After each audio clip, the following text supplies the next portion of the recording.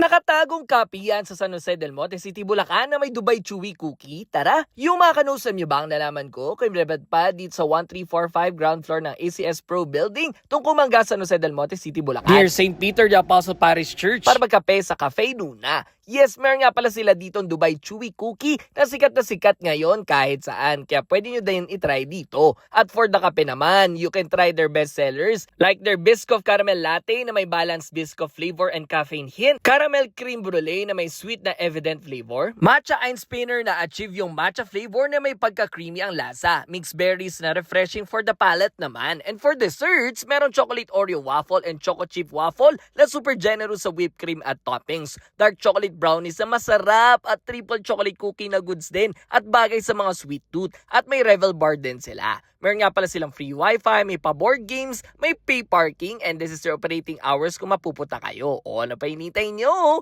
Tara na dito sa Cafe Nuna sa San Jose del Monte City, Bulacan. Let's go!